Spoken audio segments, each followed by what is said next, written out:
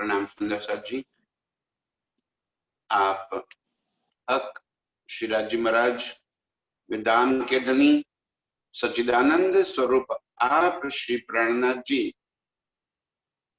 हम रूहों की पहचान कराते, हमें अपनी अस्तित्व के बारे में, अर्श में हमारा मरातबा कौन है, हम क्या स्थान है हमारा,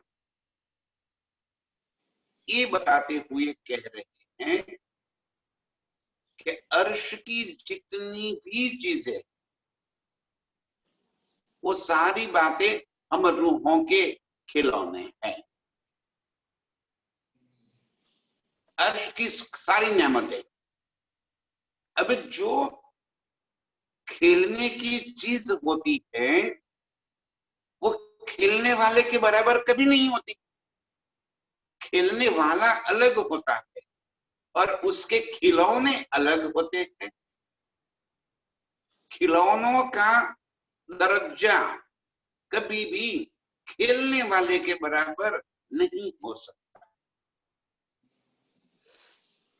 हम रूहों की महत्ता ये है।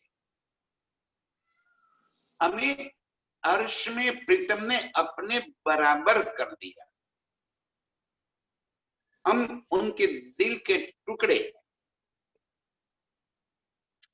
ये बात कहते हुए हमें बता रहे हैं खेती चीजें सब अर्श की लीजिए माहे सहूर कर। अब अपने चित्त में, अपने ध्यान में अर्श की सारी चीजों को लीजिए। सब है नूर से ही, नूर के जितने भी गुण हैं सभी गुण अर्श की सारी चीजों में है। वो ही नूर अमरूहों के है, वो ही नूर मेरे प्रीतम है। नूर जमाल का ही नूर चारों तरफ अर्श में फैला है। लेकिन धनी जी हमें ये बता रहे हैं कि सभी की तुलना एक समान रूप में नहीं की जा सकती। हाँ, नूर की नरमाई, कोमलता, चेतनता, आकर्षितता, तेजस्विता, ये जितने भी गुण हैं वो सभी के अंदर है। अर्श की सारी चीजें, पेड़ पौधे, पशु पंछी, वन, जल, जिनी, वायु, आकाश, मोहलाते, हर चीज नूर की है। कोई फर्क नहीं उसमें। जो नूर हम में है वही नूर उन सब के अंदर, लेकिन वो हमारे खिलौने हैं। उसकी तुलना कभी भी रूहों के साथ नहीं की जा सकती। हम प्रीतम के जिगर के टुकड़े हैं, हम उनके इश्क के स्वरूप हैं। हमारी उनके साथ लीला कुछ और है और अर्श की सारी नियामतों की लीला कुछ और है। ये बताते हुए कह रहे हैं कि ये जीती चीजें सब अर्श की लीजिए माहे सहूर कर। उन बातों को जरा ध्यान से समझ लीजिए। ये खिलौने रूहन के नहीं खावंद बराबर। ये सारी बातें हमारे खिलौने, अर्श की सारी ठौर हमारी खिलन के ठौर, हमारी लीला के ठौर, हमारे प्रीतम के संग मस्ती करने के ठौर, हमारे खिलवत खाना है। वो सारी चीजें हमें रिझाती है, प्रीतम को रिझाती है। उनका काम है रिझाने का। वो सारे हमारे खिलौने, प्रीतम ही उन सारे खिलौने में वैसे बैठे हैं। कैसे? अपना नूर का ही तो पसारा है, नूर जमाल का ही तो नूर पूरे अर्श में फैला हुआ है। अब उसी नूर का काम ही है कि प्रीतम की अंग रूप अंगनाओं को खुश करना है, उनको रिझाना है। प्रीतम के संग लाड हम करते करते करते कभी नहीं कोई कोई बात हमारे दिल के अंदर चुभे नहीं। इतना प्रीतम ख्याल करते हुए अनंत अनंत चीजें अर्श की हम रूहों को रिझाने के लिए वहीं पे खड़े हो गए। स्वयं ने स्वरूप धारण कर रखा है, नूर ही चारों तरफ चल रहा है, प्रीतम का दिल ही उन सभी के अंदर है, सभी की चेतनता है। और प्रीतम जैसे उनके स्वरूप चाहते हैं वैसे ही उनके स्वरूप बन जाते हैं, वैसी ही लीला हो जाती है। लेकिन वो सारी लीला हम रूहों को रिझाने के वास्ते है। बस ये फर्क हम समझ ले।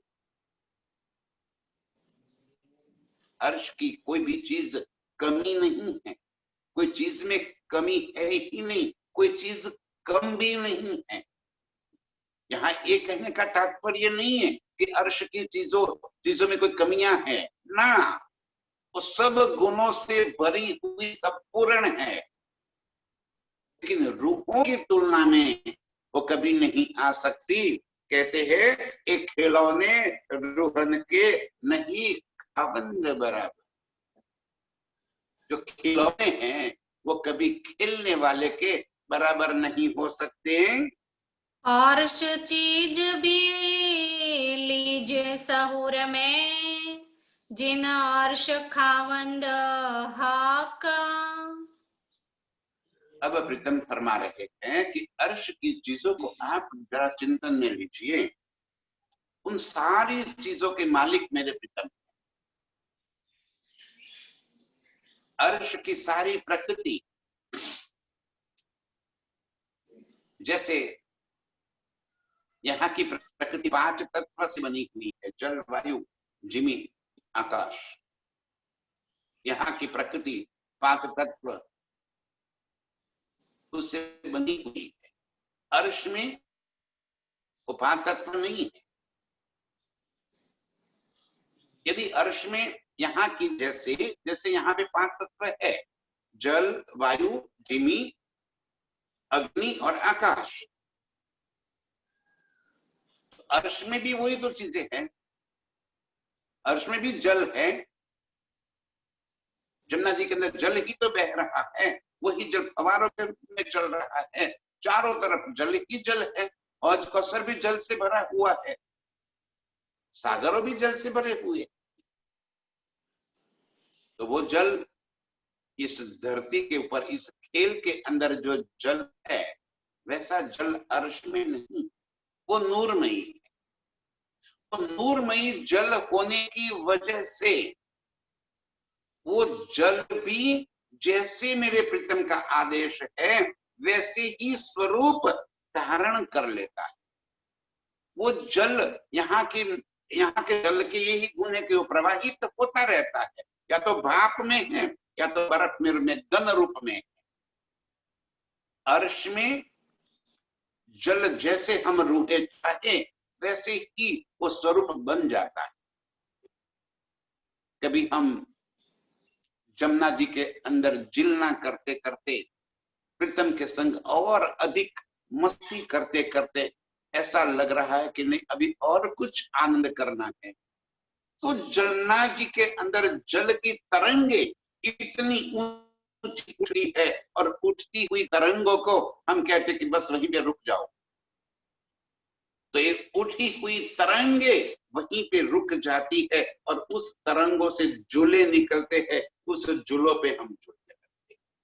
ये है अर्श का जल। यहाँ का जल कभी भी वो स्थान, वो स्वरूप को लीला नहीं कर सकता। अर्श का जल चेतन है। अर्श का जल जब रूहें जैसे चाहती है वैसे स्वरूप बन जाते। इसी तरह अर्श का हवा, वायु रूहें चाहती है तब बहती है। सारी अर्श के गुण रूहें जैसे चाहती है, और रूहें कैसे चाहती है? जो मेरे प्रीतम चाहते।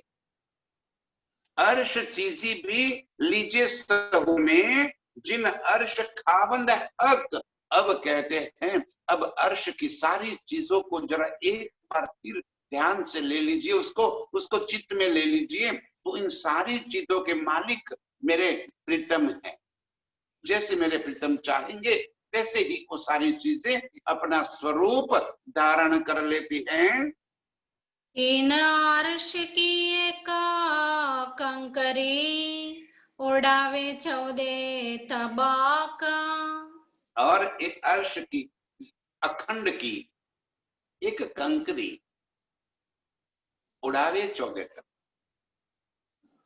यदि एक कंकरी भी सहूर में आ जाए, अर्श की एक न्यामत भी सहूर में आ जाए, तो ये ब्रह्मांड टिक नहीं सकता। उड़ावे 14 तबक। अर्श की कोई चीज इस संसार के अंदर कभी आ ही नहीं सकती। जैसे अंधकार के अंदर प्रकाश की एक तीली सारे अंधकार को नाश करने के लिए काफी हो जाती है, इसी तरह इस खेल को अर्श की एक कंकरी भी नहीं झेल सकती। तुरंत ही खेल खत्म हो जाएगा। ऐसे अर्श की चीजों का बल है।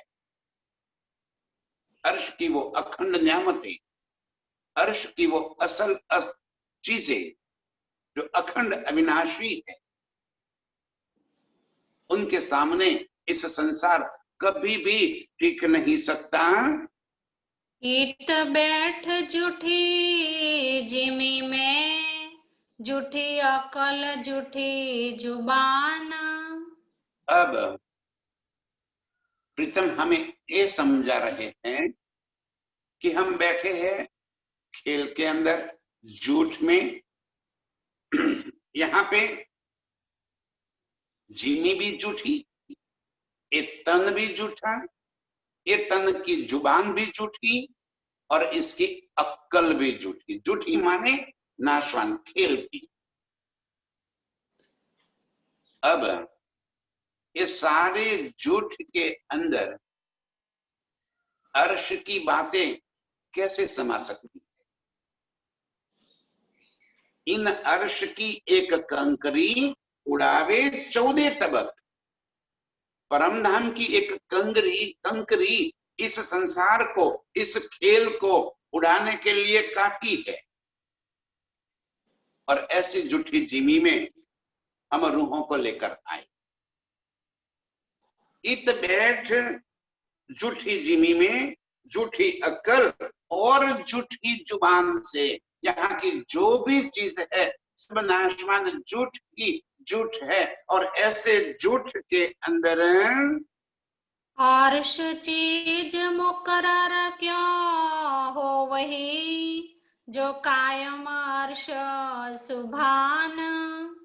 ऐसे झूठ के अंदर अर्श परमधाम की कोई चीज को निश्चित कर लेना, मुकर्रर कर देना, ये है, ऐसा है, ये बात कर देना संभव ही नहीं।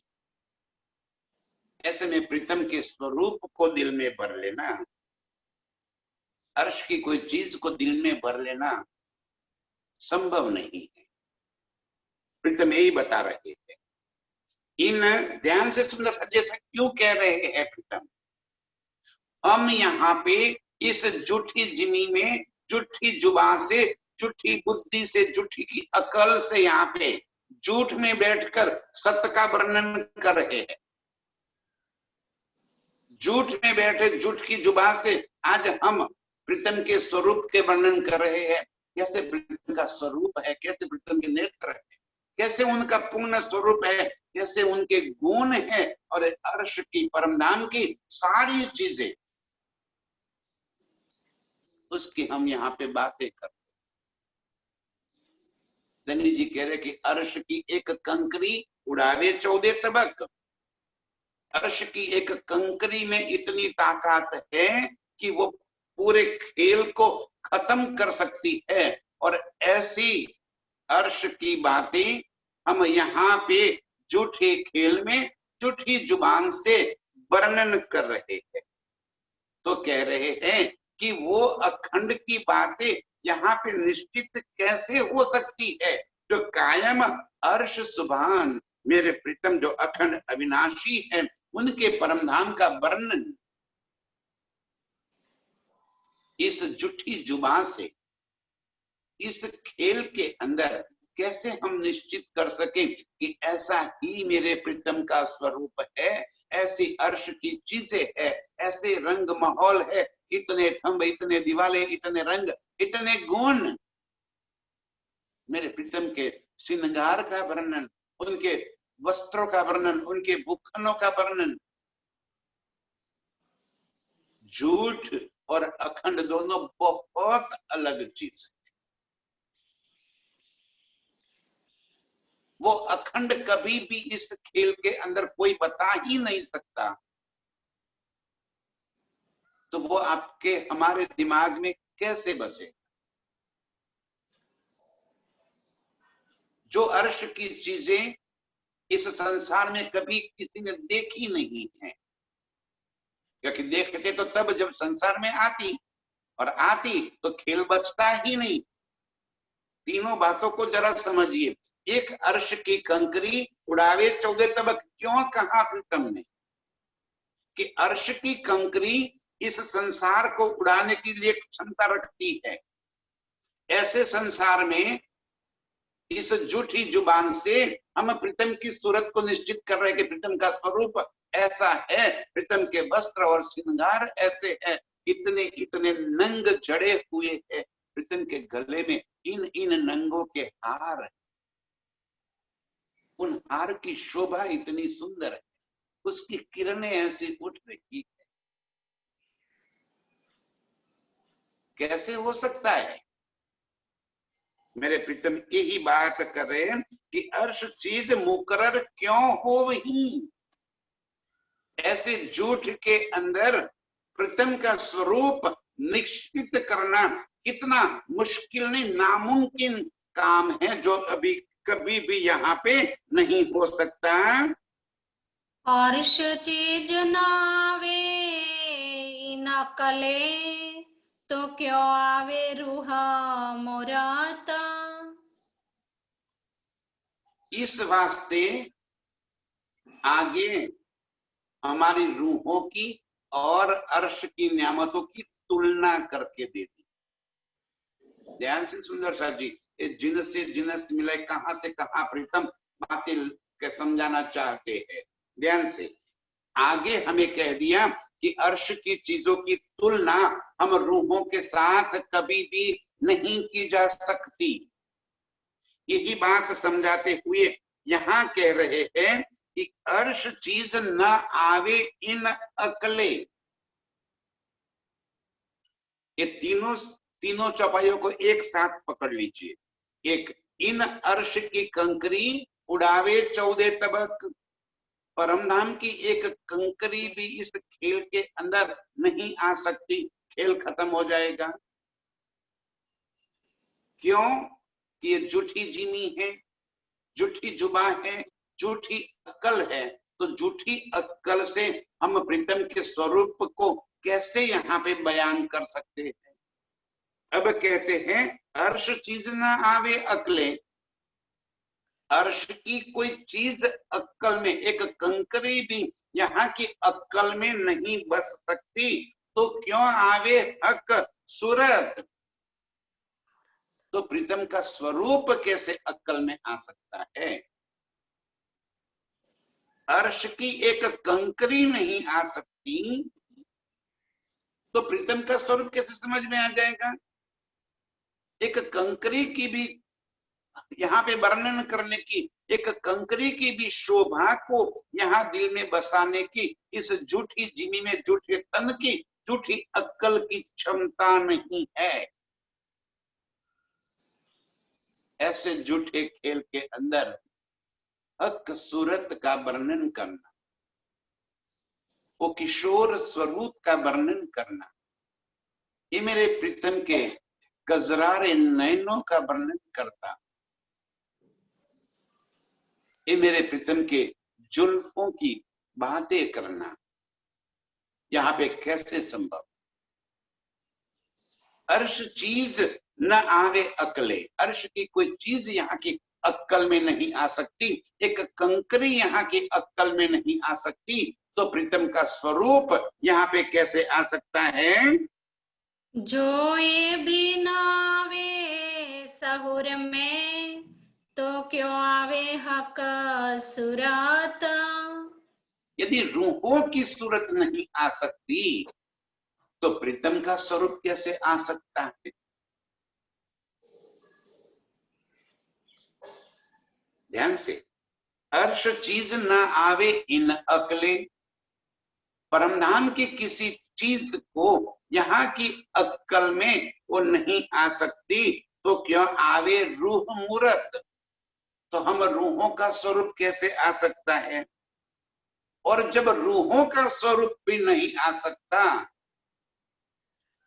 तो प्रीतम का स्वरूप तो आ ही कैसे सकता है? एक अर्श की कंकरी उड़ावे 14 तबक, इतनी क्षमता है उसके अंदर। इस झूठी जुबान पे, झूठी अक्कल से अर्श की एक कंकरी किसी भी चीज का बयान नहीं कर सकते। यदि किसी चीज का बयान नहीं कर सकते, तो हम रूहों के स्वरूप को बयान करना तो और भी मुश्किल काम है। और रूहों का स्वरूप का बयान नहीं कर सकते, तो राज्य के स्वरूप तो कैसे वर्णन कर? ये तो कभी हो ही नहीं सकता। एक रूह है और खिलौने, देख तभी तफावत। और धनी कह रहे कि इस तरह रूहों में और खिलौने, अर्श की सारी न्यामतें हम रूहों के खिलौने, तो कहते हैं कि रूहों में और खिलौने में जो फर्क है, जो तफावत है, इन दोनों की तुलना भी कभी नहीं हो सकती। वो बातें यहाँ पे कैसे आ सके? सूरत हक हादी रूहे, देख जो कहावे वाहिदत। जो बातें खिलौने और हम रूहों के बीच में धनी जी कह रहे हैं, एक रूहे और एक खिलौने, देख इत भी तफावत, इन दोनों के बीच का फर्क देख लो। खेल के अंदर अर्श की बातों को बयान करना कैसे असंभव है, ये बात धनी जी बता रहे हैं। और वो असंभव काम को कैसे उन्होंने संभव करके दिखा दिया, उस असंभव बात को कैसे यहाँ पे उन्होंने जाहिर करके दिखा दिया। ध्यान से जरा उसको समझ लीजिए। ये रूहे और खिलौने, देख इत भी तफावत, इन दोनों के बीच का फर्क आप समझ लो, इन दोनों के बीच में कितना फर्क है। बका चीज जो कायमा, तीन जरा न कबो नुकसान। अब अर्श की चीजों की बातें हमें समझाते हुए प्रीतम दोनों चीजों की बात कह रहे हैं। एक रूहे और खिलौने, अर्श की जितनी भी नियामतें हैं वो हम रूहों के खिलौने, खिलौने और रूहों, ये दोनों के बीच की तफावत आके बता दी। अब हमारी और प्रीतम के बारे में क्या है? तो सूरत हक आदि और रूहे, देख जो कहावे वाहिदत, वो सब एक रूप है। राजी, श्यामाजी और रूहे, इन तीनों में धनी जी कह रहे कि कोई फर्क नहीं है, तीनों वाहिदत में है, एक रूप में, एक दिल में, एक लीला में। अर्श की बातें, अर्श की सारी न्यामतें और हक हादी रूहे, वो दोनों अलग है। हक हादी रूहे एक तरफ है अर्श की सारी नियामतें एक तरफ, हक आदि रूहों के बीच में कोई फर्क नहीं है, और अर्श की सारी नियामतें इनके खिलौने हैं। ये खिलौने और खेलने वालों के बीच का मूल फर्क है। इस बात को धनी जी इस खेल के अंदर आकर हमें समझा रहे हैं कि देख तू कौन है। कैसे समझा रहे? अर्श की कंकरी उड़ावे 14 तबक, और उस अर्श की कंकरी जो यहाँ पे वर्णन नहीं हो सकती, उसका सारा वर्णन यहाँ पे करके दिखा दी। अर्श की सारी चीजों, सारी नियामतों का यहाँ पे वर्णन करके दिखा दिया। हमारी और उन बातों के खेलने, खिलौने और खेलने वालों के बीच का फर्क बता दिया। अब कहते हैं हक आदि रूहे एक रूप, एक तन, एक स्वरूप, ये वाहिदत है।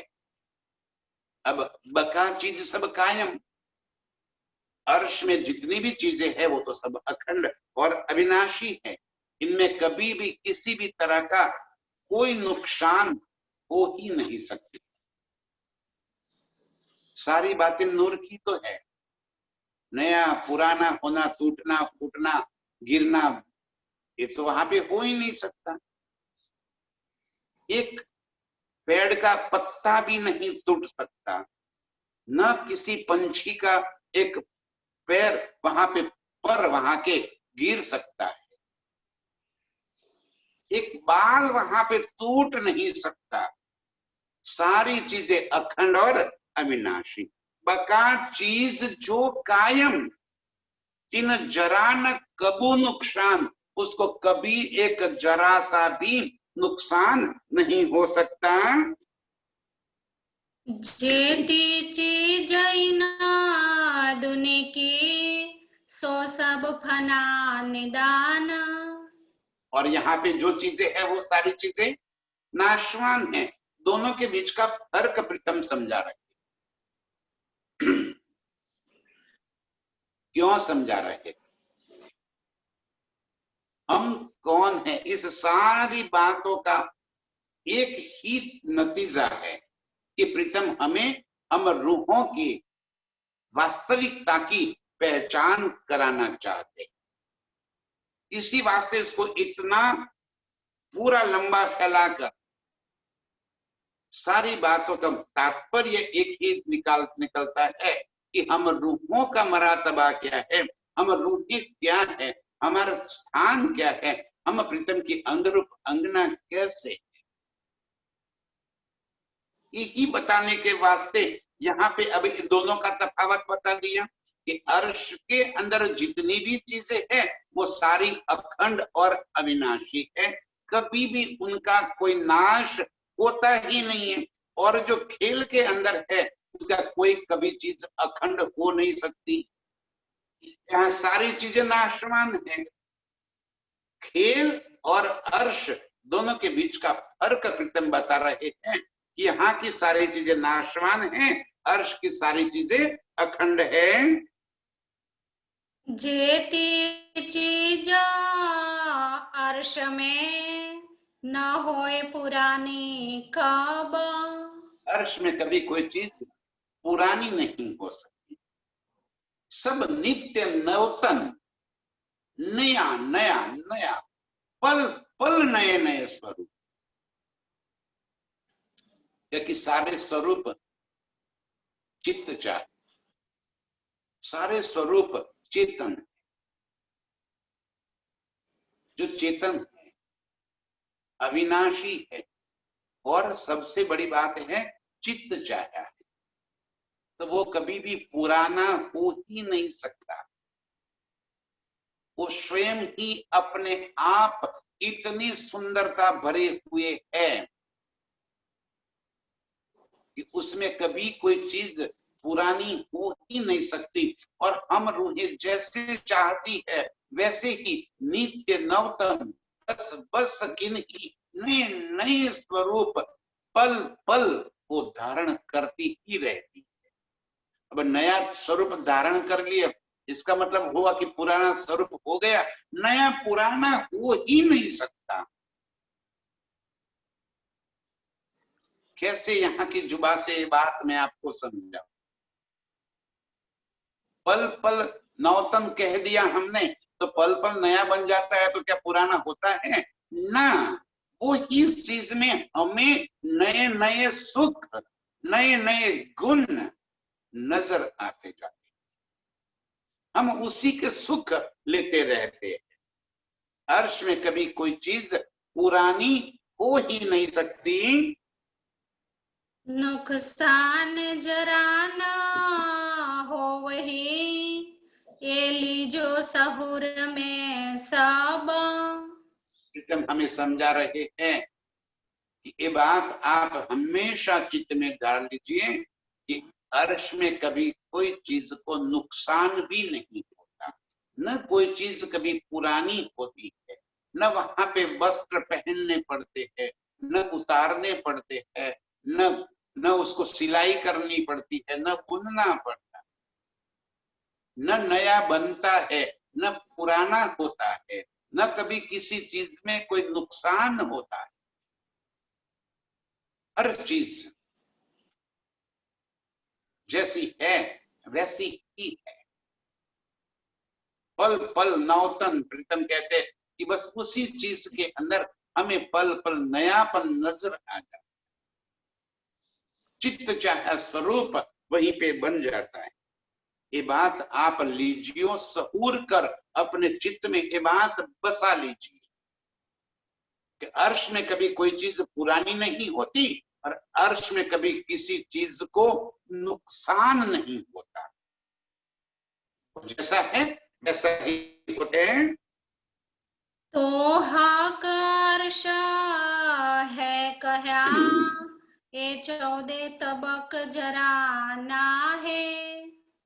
और इस वास्ते अर्श को है माने अखंड, न पुराना हो न नया हो, न किसी चीज की नुकसान हो, न बनना हो न मिटना हो, वो है माने परमानेंट, जैसा है वैसा ही है, जिसमें कोई फेर फार होता ही नहीं है, इसीलिए उसको है कहा। और ये 14 तबक जरा ना है,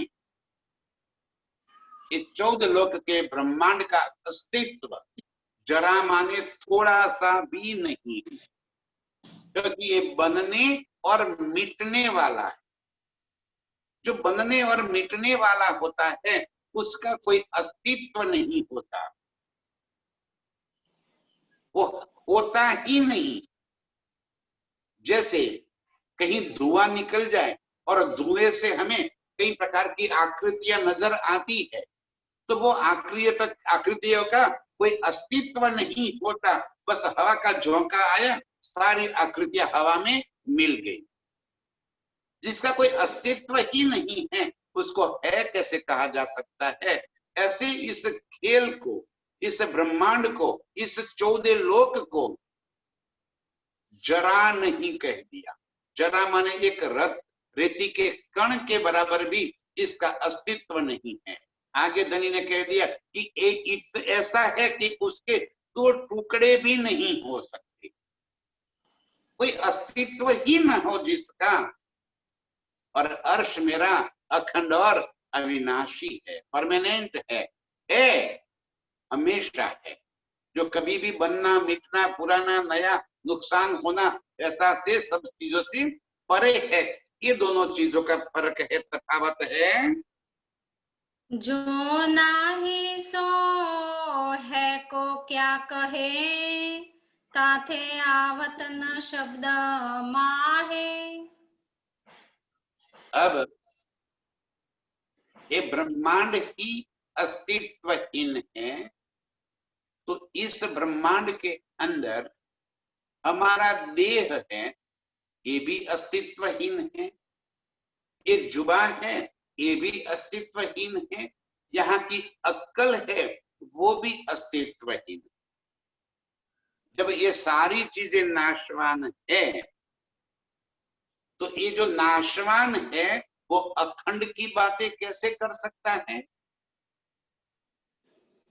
जो नाही अरे जो नाही सो है को क्या कहे, ये झूठ अखंड को कैसे बयान करे। प्रीतम यही बातें समझाने के लिए कह रहे हैं। ये अखंडता मतलब कि परम नाम और खेल की तुलना करके बता दी हमें, और हम ये तन तो यहाँ के झूठ का धारण कर रखा है। और ये जो नाही सो है को क्या कहे, ये जो नाशवान है वो अखंड की बात को कैसे बयान करे। इस वास्ते साथे आवत न शब्द माहे, यहाँ के शब्द में अर्श की कोई बातों का वर्णन नहीं आ जाता। दोनों के बीच का फर्क प्रीतम समझाते। एक अखंड है, एक नाशवान है, एक नया पुराना नहीं होता, एक ऐसा है कि जो कभी वो बच ही नहीं सकता, एक ऐसा है जहां कोई नुकसान होता ही नहीं है, और एक यहाँ जो है वो आज है कल नहीं रहेगा। ये निश्चित है। जैसे हम भी है, आज दिखाई दे रहे हैं, हो सकता है कल नहीं रहेंगे, कल ही नहीं रहेंगे, आज के दिन ही है। अरे एक पल का नहीं भरोसा, यहाँ तो हर चीज पल पल खत्म होने वाली है, नुकसान होने वाली, और अर्श में हर चीजें अखंड और अविनाशी है। तो अभी ये कह रहे हैं कि ये जो नाशवान है वो अखंड की बात का बयान कैसे करे, कैसे इन शब्द में लेकर आवे। यहाँ की झूठी जुबान अक्कल से ये शब्द की भी यहाँ की मर्यादा, शब्द भी यहाँ के नाशवान, उस नाशवान शब्द में अखंड की बातों को कैसे बयान करें। जेती चीजे अर्श की जो इश्क मीठी बान। अर्श में जितनी भी चीजें है, धनी जी कह रहे हैं, सब ज्योत इश्क मीठी बान, सारी बातें अखंड है, प्रकाशित है, सुगंधित है, नरम कोमल, अत्यंत सुहानी, लुभावनी, आकर्षक। अर्श की सारी चीजें इतनी सुंदरता से भरी, अर्श की सारी चीजों के गुण लबालब भरे। खेल नाशवान है, सड़ने बिगड़ने टूटने फूटने नाशवान होने वाला, और अर्श मेरा अखंड और अविनाशी, सदा सुखदायी, अत्यंत गुणदायी, गुण से भरे।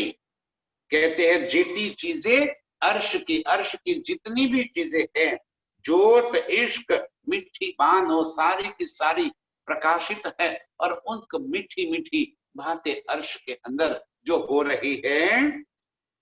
खूबी खुशबुई हक चाहे लो तहा नजीक ना नुकसान। वहां की खूबियां और खुशबू, सारी चीजें हक चाहेल, मेरे प्रीतम की चाहना के अनुरूप है। अर्श में हर चीज जैसे प्रीतम ने अपने दिल में चाहना करी, वैसे ही अपने आप हो जाए। कोई चीज वहां पे स्थूल नहीं है, हर चीज चेतन है, और प्रीतम जैसे चाहते हैं वैसे ही वो लीला हो जाती। खुशबू भी जैसे प्रीतम ने चाहा, तुरंत ही वो खुशबू आ जाती। ऐसी चीजों का वर्णन, ऐसी चीजों में नजीक ना नुकसान, वहीं पे कभी भी वो चीज खत्म होने वाली, टूटने वाली, नाशवान नहीं हो सकती, क्योंकि सारी चीजें अखंड में मेरे प्रीतम की चाहना के अनुरूप है। जेती चीजें अर्श की जोश इश्क, जोत इश्क मीठी बान, यहाँ के शब्द नाशवान के, अर्श के शब्द अखंड और अविनाशी। वहां की खुशबू और हर खूबी हक चाहेल, मेरे प्रीतम ने दिल में जैसी चाहना की वैसी हर चीजें है, जहां कभी भी नुकसान नहीं हो सकता, कभी वहां बनना और मिटना नहीं हो सकता, ऐसी अखंड और अविनाशी चीजें हैं। नूर और नूर तजल्ला, कहे मोहम्मद दो मकान। नूर और नुतजल्ला, अक्षरातीत और अक्षर। मोहम्मद साहब ने कुरान के अंदर दोनों की बातें बता दी, दोनों का बयान कर दी कि अक्षर ब्रह्म का सूरत स्वरूप अलग है, अक्षरातीत का स्वरूप अलग, दोनों के मकान अलग है। वाणी में भी इस बात को धनी ने बता दी। जमुना जी के एक तरफ रंग माहौल है और सामने की तरफ अक्षर का ही निवास स्थान है। दोनों स्वरूप अलग है, दोनों स्थान अलग है, दोनों की लीला अलग है, फिर भी दोनों एक रूप। लीला के लिए ही प्रीतम ने अपना एक स्वरूप धारण कर रखा है। इसलिए तो हम कहते हैं कि स्वरूप एक लीला दो। सच्चिदानंद क्या हो गया? सतचित और आनंद, एक ही पूर्ण ब्रह्म अपनी लीला के लिए दो स्वरूप धारण कर दिए, एक अक्षर ब्रह्म, एक श्यामा जी। अक्षर ब्रह्म के माध्यम से ऐसे कई इंड आलम बनना और मिटना, ये काम चालू कर दिया। श्यामा जी के संग रूहे और रूहों के संग इश्क और आनंद की लीला, एक तरफ सत्ता की लीला, एक तरफ आनंद की लीला, और दोनों लीला करने वाले कौन? तो मेरे प्रीतम हक ही दोनों और लीला कर रहे। यही बात धनी जी समझा रहे हैं। नूर और नूर तजल्ला, अक्षर और अक्षरातीत, कहे मोहम्मद दो मकान। कुरान के अंदर अक्षर ब्रह्म ने दोनों के स्थान निश्चित कर दिए, दोनों की लीला अलग कर दी, और अलग है ही, लेकिन फिर भी दोनों एक है। दोए सूरते जुदी कही, ताकि रुहल्ला दई पहचान। और एक ही बात हमें इस वाणी के अंदर आकर श्यामा जी ने कह दी। अक्षर और अक्षरातीत की लीला अलग है, दोनों के स्थान अलग है, दोनों के काम अलग है, और फिर भी दोनों एक है। ये बात इस वाणी से हमें समझ में आ। दोए सूरत जुदी कही, दोनों के स्वरूप, दोनों के स्थान अलग अलग है, दोनों की लीला अलग अलग है। जो बात मोहम्मद ने कही थी वही बात आकर श्यामा जी ने भी हमें समझा दी। नाजुक नरम तेजा जोत में, सलू की शोभा मीठी जुबान। धनी जी कह रहे हैं, कैसी है अर्श के अंदर बात, राजी का स्वरूप कैसा है? नाजुक, नरम, तेज, जोत, सलूकी, शोभा, मीठी जुबान, ये सारे गुण मेरे प्रीतम के अंग के बता रहे। अत्यंत नाजुक, अत्यंत कोमल, नरमाई, आकर्षक इतना कि एक बार यदि नजर लग जाए तो वहां से नजर हटने का नाम ही न ले। जिस अंग को देख लिया जाए उस अंग के संग नजर ऐसे चिपक जाए कि वहां से नजर हटने का नाम ही न। इतना सुंदर सुंदर, नाजुक और नरम, तेज ज्योत में प्रीतम का स्वरूप इतना ही ज्योतिर्मय, प्रकाशित, इसलिए तो उसको राज कहा। राजति इति राज, जो स्वयं प्रकाशित है, किसी और किसी प्रकाश के अवलंबन की आवश्यकता ही नहीं है।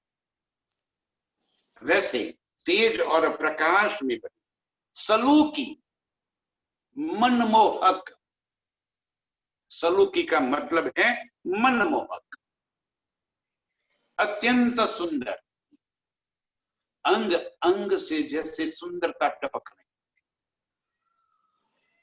एक एक अंग के अंदर से इतना आकर्षक भरा पड़ा है, इसे सलूकी कहा।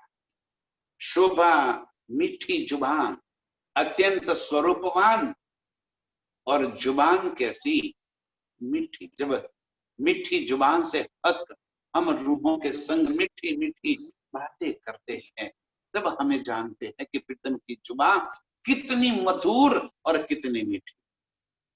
एक एक शब्द जैसे शहद से मिलाकर आ रहे, एक एक शब्द हमारे कान में पड़ते ही जैसे अपार आनंद छा जाता है। इतना सुंदर स्वरूप मेरे प्रीतम का है। सुंदर स्वरूपा खुशबोय सो पूरन प्रेमा सुभान। ऐसा सुंदर स्वरूप खुशबूदार, क्योंकि नूर जमाल है और नूर का भंडार भरा पड़ा है। नूर के सारे गुण प्रीतम के अंग अंग से झलक रहे। यही सुंदरता, यही मिठापन, ये लचीलापन, अत्यंत आकर्षक, वही प्रकाशितता, कोमलता, नरमाई, सुगंधिता। देखिए प्रीतम के सारे गुण, और वो सारे इश्क से लबालब, इश्क का पूर्ण स्वरूप। जानो प्रेम काम, अत्यंत आकर्षक, अत्यंत प्रेम से, इश्क से लबालब भरे हुए ऐसे सुंदर मेरे प्रीतम का एक स्वरूप है। सोई स्वरूप है नूर का, सोई सूरत हादी जान। सोई सूरत है नूर का, जो सुंदर स्वरूप मेरे प्राण प्रीतम, मेरे प्राण वल्लभ, मेरे प्राणनाथ का है, वो ही स्वरूप अक्षर का, कोई फर्क नहीं। जो सुंदरता, जो नरमाई, जो कोमलता, जो सुगंधितता, जो प्रकाशितता, जो आकर्षक मेरे प्रीतम का स्वरूप है, वैसा ही सुंदर स्वरूप अक्षर ब्रह्म का है। इतना ही सुंदर।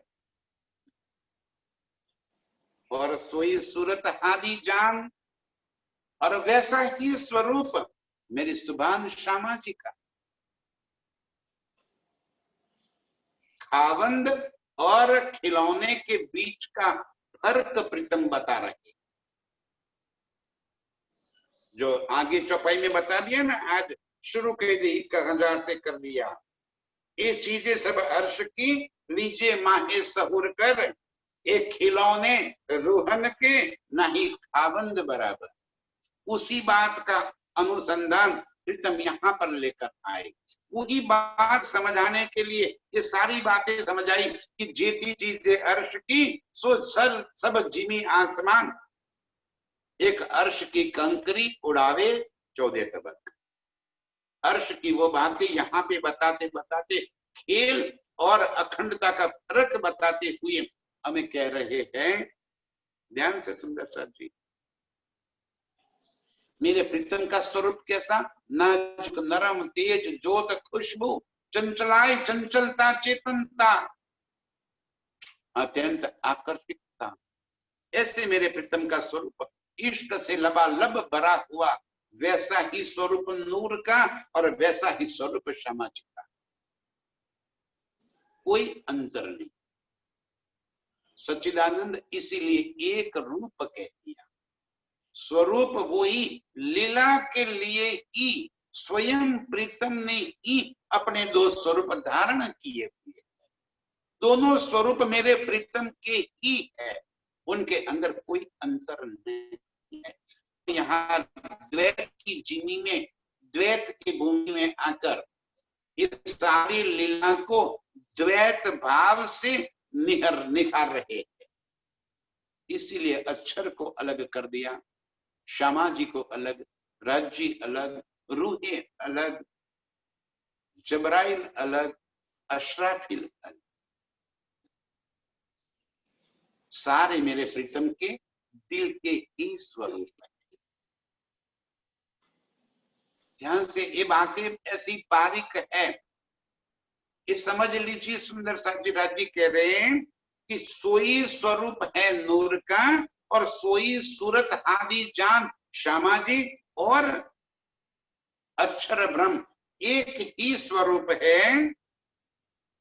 रूहे सूरत वाहिदत में ये पूरन इश्क परवान।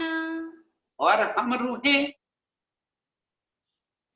नूर आदि और रूहे, नूर माने अक्षर ब्रह्म श्यामा जी और हम रूहे सूरत वाहिदत में, सभी सूरत वाहिदत की सूरत है, एक ही प्रीतम की सूरत है, एक ही प्रीतम का स्वरूप है। सारी शोभाएं जो मेरे प्रीतम के स्वरूप में है वो सारी शोभाएं ये तीनों के अंदर है, नूर आदि और रूही, मेरे प्रीतम में और इनमें कोई अंतर नहीं। और जो अर्श की चीजें हैं वो हमारे खिलौने। अब खिलौने और खेलने वालों के बीच का फर्क बता रहे हैं मेरे प्रीतम। हमें प्रीतम का ही स्वरूप कह दिया, वाहिदत श्यामा जी भी प्रीतम के ही स्वरूप, नूर भी अक्षर ब्रह्म भी प्रीतम का ही स्वरूप, और अर्श की जीती न्यामतें वो सारी हमारे खिलौने। हमारे अंदर वो ही पूर्ण इश्क परवान, जो इश्क मेरे प्रीतम के दिल में लबालब भरा हुआ है वो ही इश्क हम रूपों के दिल के संग भी लीला करता है, वो ही इश्क श्यामा जी के अंदर भरा पड़ा है। एक ही तो स्वरूप है, इश्क की ही लीला है, इश्क के ही, और इस वास्ते तो कह दिया कि हमारा इश्क ज्यादा है, इस वास्ते आशिकी का दावा ले लिया हमने कि जो आशिक प्रीतम है वही आशिकी हमारे अंदर है। तो स्वाभाविक रूप से हमने आशिकी का दावा ले लिया, स्वाभाविक रूप से हमने हमारे इश्क का दावा ले लिया। हक सूरत अति सोहनी दो जुगल किशोर। हक सूरत अति सोहनी,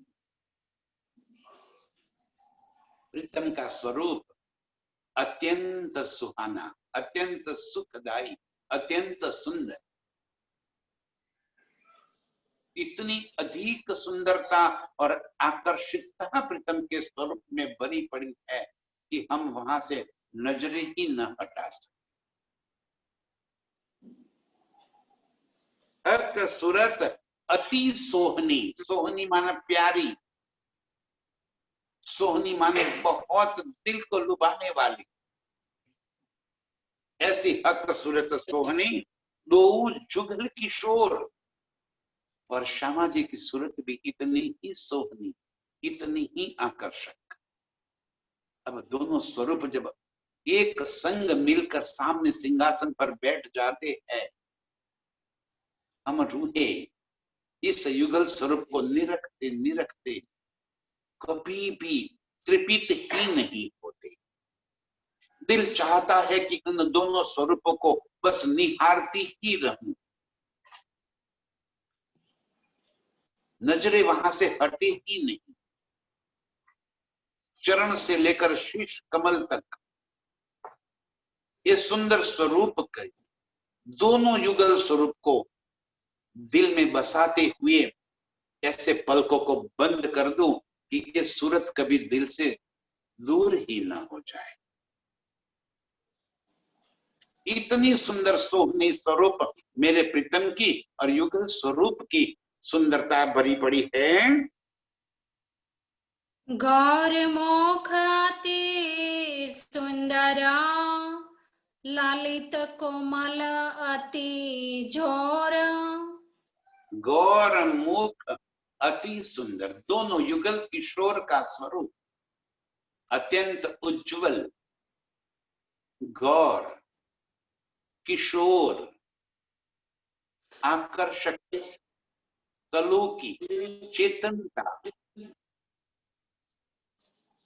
किन चीजों की बातें करें। कोई गुण ऐसा नहीं जो मेरे प्रीतम के स्वरूप में नजर ना आता हो। ऐसी अकसोहनी सूरत, अत्यंत लालित्य से भरी हुई, ललित, अनंत कलाओं से शोभित, कोमल, अति जोर, उसकी कोमलता की कोई तुलना नहीं कर सकती। धनी जी ने यही कहा था पहले आगे चौपाइयों में कि कोमलता के लिए हम फूलों की पंखुड़ियों की तुलना करते हैं।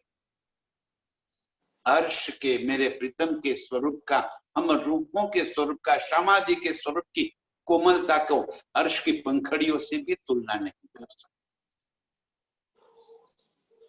इतना अधिक कोमल, ऐसे सुंदर किशोर स्वरूप मेरे सामने, नजरों के सामने,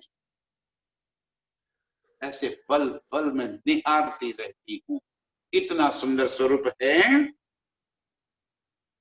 और रूहों की सूरते, जो असल अर्श में ताना।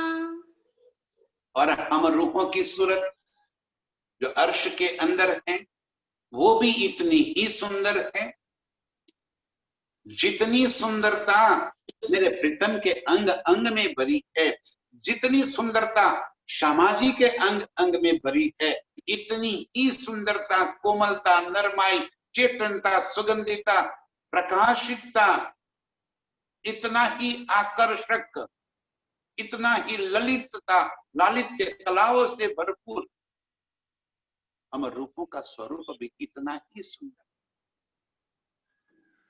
और रूहों की सूरतें जो असल अर्श में तन, जो हमारे मूल स्वरूप अर्श में है, राजी, श्यामा जी और हम रूहे एक दिल, वाहिदत, एक तन, एक समान सुंदरता से भरी हुई, इतने आकर्षक स्वरूप हम रूहों के भी धारण किए। अर्श की किसी भी चीज की तुलना हम रूहों के स्वरूप के संग भी नहीं की जा सकती। तो सहूर कीजिए हक में, देखो अपना तना मोमीना। हक इलम से इन चीजों का, इन बातों का सहूर कीजिए, चिंतन कीजिए, ध्यान कीजिए, उन बातों को अपने दिल में बसाइए। ये संसार के अंदर ये झूठे तन के दिल में, ये झूठी जुबान से कभी भी ये चीजें नहीं हो सकती। धनी जी ने हमें यहाँ पे 3 ऐसी बातें दे दी।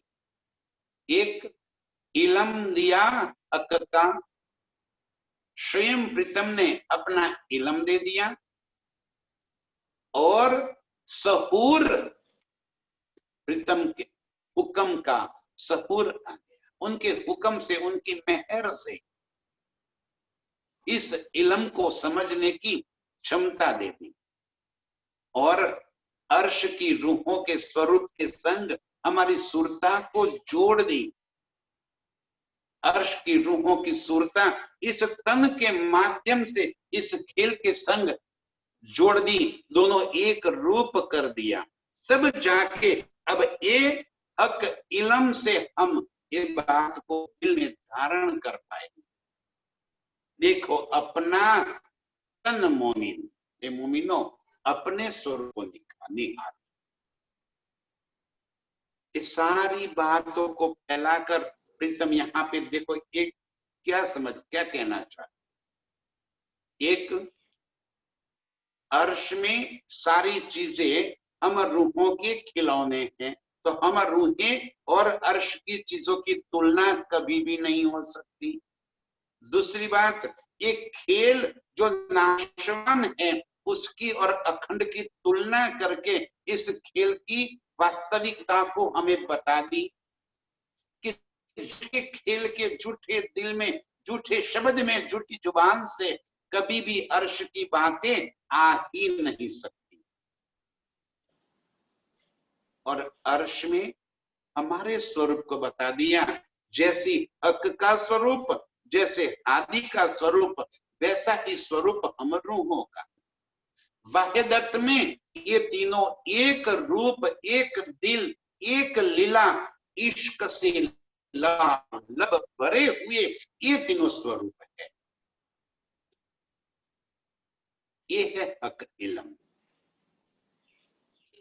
ये मेरे प्रीतम के हक के दिल की बातें जो इन्होंने यहाँ पे बताकर हमारी पहचान करा दी। अब इस इल्म को दिल में सहूर करके अपने आप को पहचानिए। इतना समझने के बाद तो हमें ऐसे लग रहा है कि जैसे हम बोले न समारे।